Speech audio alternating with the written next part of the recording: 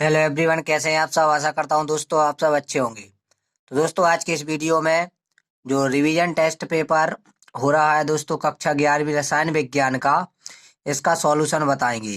तो दोस्तों देखिए, काफ़ी स्टूडेंटों के लिए इसमें डाउट है और बहुत से स्टूडेंटों के लिए इस प्रश्न पत्र के उत्तर नहीं मिल रहे हैं। ठीक है दोस्तों, तो देखिएगा इसका फुल सॉल्यूशन करा रहे हैं दोस्तों। तो देखिएगा, जो ये रिवीजन टेस्ट पेपर है नवंबर 2020, विषय रसायन विज्ञान कक्षा 11वीं का, इसका सॉल्यूशन देखिए। ठीक है दोस्तों, कक्षा 11वीं रसायन का। तो देखिए दोस्तों, सबसे पहला प्रश्न विकल्प पूछे गए थे, सही विकल्प का चयन कीजिए। ठीक है दोस्तों, तो पहला प्रश्न था कि जल का मोलर द्रव्यमान है। तो दोस्तों जल का मोलर द्रव्यमान 18 है, इसका बी नंबर राइट आंसर है। ठीक है। उसके बाद दोस्तों दूसरा प्रश्न पूछा गया था, इनमें से कौन सा ऊर्जा स्तर कोष नाभिक से दूर होगा। ठीक है। तो दोस्तों ओ सबसे दूर होगा। ठीक है, इसका उत्तर ओ है। ठीक है दोस्तों, ओ। उसके बाद तीसरा प्रश्न था, इनमें से किसका आयनन विभव न्यूनतम होगा।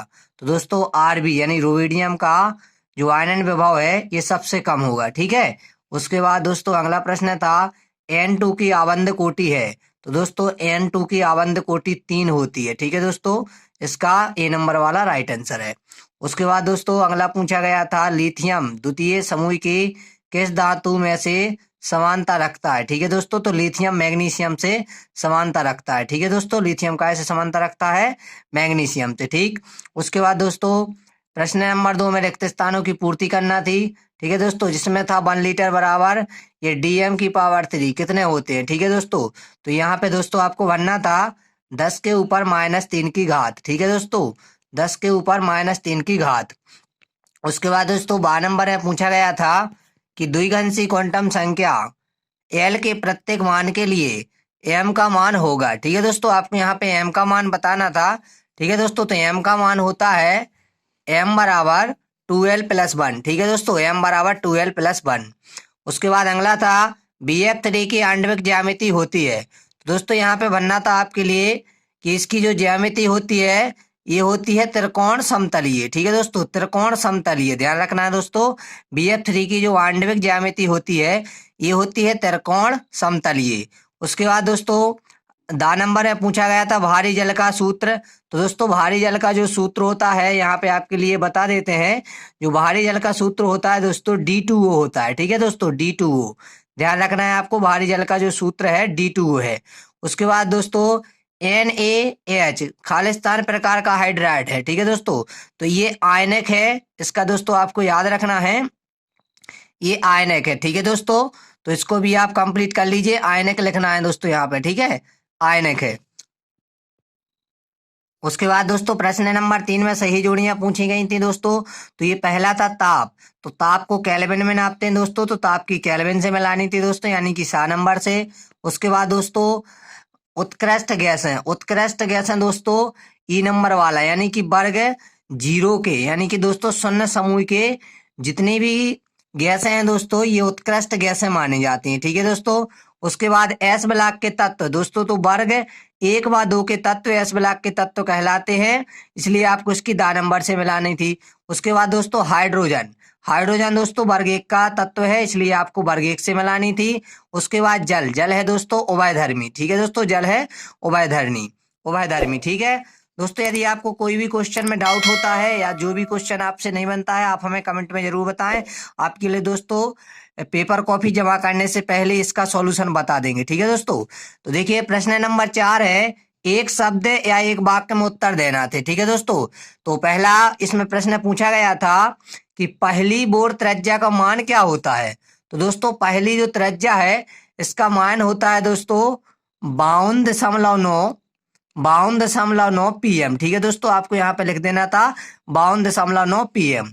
उसके बाद दोस्तों 12 नंबर में पूछा गया था, आवर्त सारणी में वर्ग किसे कहते हैं और आवर्त सारणी में कितने वर्ग हैं। ठीक है दोस्तों, तो दोस्तों इसका उत्तर हमने यहाँ पे लिख दिया है, ये आप देख लीजिए। आवर्त सारणी में जो ऊर्ध्वाधर खाने होते हैं दोस्तों, ऊर्ध्वाधर, उनको दोस्तों हम वर्ग कहते हैं और वर्ग 18 है। ठीक है दोस्तों, इनकी संख्या 18 है आवर्त सारणी में, तो इसको भी आप दोस्तों कंप्लीट कर लीजिए कि आवर्त सारणी में ऊर्ध्वाधर खानों को वर्ग कहते हैं, इनकी संख्या 18 है। उसके बाद दोस्तों देखिएगा 7 नंबर में पूछा गया था, CH4 में किस प्रकार का संकरण पाया जाता है? CH4 में, ठीक है दोस्तों। तो sp3 संकरण पाया जाता है, ध्यान रखिएगा, ठीक है। sp3 आपको लिखना है, sp3 संकरण पाया जाता है। उसके बाद दोस्तों द नंबर में है कि बर्फ की संरचना किस प्रकार की होती है? बर्फ की संरचना किस प्रकार की होती है दोस्तों? तो इसमें आपको भर देना है चतुष्क फलकीय संरचना होती है, ठीक है दोस्तों, चतुष्क फलकीय संरचना होती है।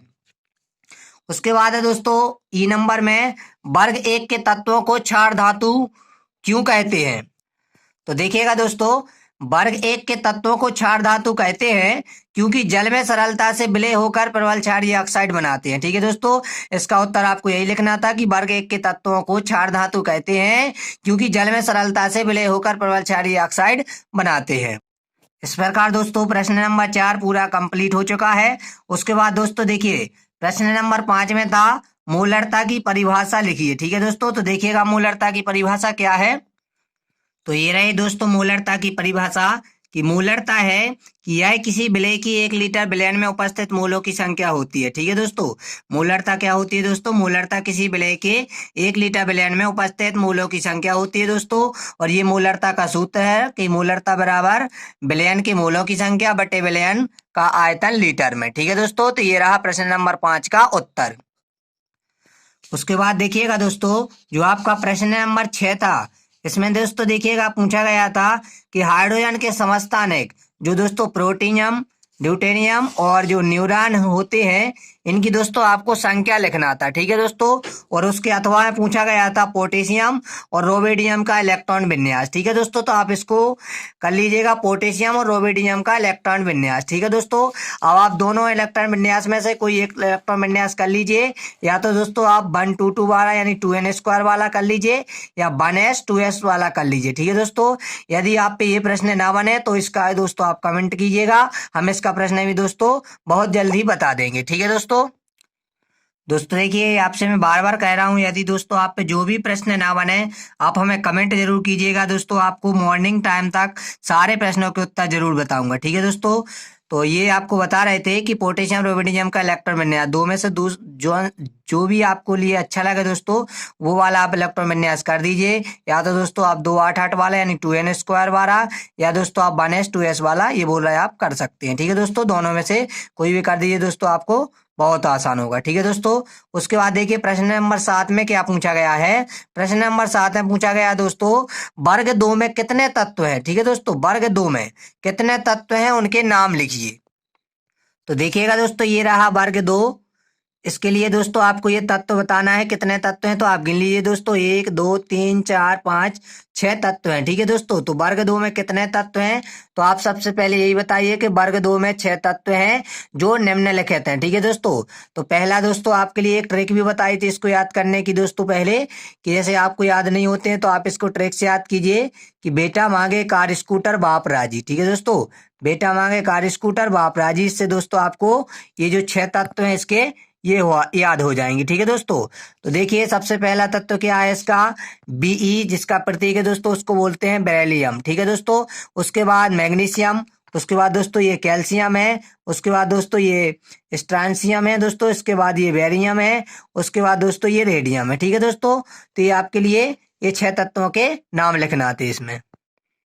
तो इस प्रकार दोस्तों ये आपके लिए बता दिया है प्रश्न नंबर 7 का उत्तर, ठीक है दोस्तों। उसके बाद देखिएगा प्रश्न नंबर 8 में पूछ रहे थे निम्नलिखित के लुईस बिंदु संरचना, ये भी दोस्तों बना दीजिएगा। या फिर इसका जो अथवा आया है, ये आया है दोस्तों सिग्मा और पाई बनने में 3 अंतर लिखिए, ठीक है दोस्तों। तो आपके लिए बताते हैं सिग्मा और पाई बनने में 3 अंतर कौन कौन से हैं। तो दोस्तों यहाँ पे सिग्मा और पाई बनने में आपके लिए अंतर समझा रहे हैं दोस्तों, चिंता करने की कोई बात नहीं दोस्तों। अभी यदि आपको समझ में नहीं आते हैं दोस्तों, तो इसका जो पार्ट 2 लाएंगे दोस्तों अभी जल्द से जल्द, उसमें दोस्तों आपके लिए अलग से क्वेश्चन का आंसर फिर से बता देंगे दोस्तों, ठीक है। सिग्मा बंद और पाई बंद में अंतर, ठीक है। तो दोस्तों देखिए, यदि आप पे बन जाए तो देखिए दोस्तों बहुत आसान है, आप लिख दीजिए कि जो सिग्मा बंद है ये कक्षकों के समकक्ष जो अति व्यापन होते हैं द्वारा दोस्तों बने सिग्मा बंद होते हैं, ठीक है दोस्तों। ये किससे होते हैं? कक्षकों के समकक्ष अतिव्यापन द्वारा बने होते हैं। ठीक है, और इसमें लिखिएगा दोस्तों, ये कक्षकों के पार्श्ववर्ती अतिव्यापन द्वारा बने होते हैं। ठीक है दोस्तों, इसमें क्या लिखना है आपको? कक्षकों के समकक्ष अतिव्यापन द्वारा बने होते हैं। और ये दोस्तों आपको क्या लिखना है कि ये कक्षकों के पार्श्ववर्ती अतिव्यापन द्वारा बने होते हैं। ठीक है दोस्तों, इसके बाद आप दूसरा अंतर लिखिएगा नंबर 2 डाल के कि ये एस तथा पीपी अतिव्यापन द्वारा बने होते हैं। और दोस्तों इनको लिखिए आप कि ये पीपी अतिव्यापन द्वारा बने होते हैं। ठीक है दोस्तों, उसके बाद दोस्तों आप ये लिख दीजिए कि जो ये सिग्मा बंध है दोस्तों, ये अपेक्षाकृत शक्तिशाली होता है, ये दोस्तों कम शक्तिशाली होता है। मतलब दोस्तों ये प्रबल होते हैं, ये दोस्तों दुर्बल होते हैं। ठीक है दोस्तों, ये 3 अंतर लिख दीजिएगा आप। ठीक है, सिग्मा बंध और पाई बंध में अंतर। ठीक है दोस्तों, यदि आपको अभी समझ में नहीं आए हैं दोस्तों, चिंता की कोई बात नहीं है दोस्तों। अभी आपके लिए नेक्स्ट पार्ट बनाएंगे दोस्तों जल्द से जल्द, उसमें आपके लिए दोस्तों ये प्रश्न दोबारा करा देंगे। ठीक है दोस्तों, उसके बाद दोस्तों ये प्रश्न नंबर 9 था कि जो क्षार धातु और उनके यौगिक जो बुनेसल ज्वाला में अभिलक्षण रंग प्रदान करते हैं, ये समझाना था दोस्तों। और अथवा में था कि क्षार धातुओं और क्षारीय मृदा धातुओं की तुलना निम्न बिंदु पे करें। मतलब दोस्तों ऑक्सीकरण अवस्था, ऑक्साइड के प्रकार और हैलाइड के प्रकार। ये दोस्तों देखिए जो प्रश्न नंबर 9 है दोस्तों, ये अभी लिखकर आपके लिए थोड़ा तैयार करते हैं दोस्तों, उसके बाद आपके लिए वीडियो में दोस्तों बताएंगे।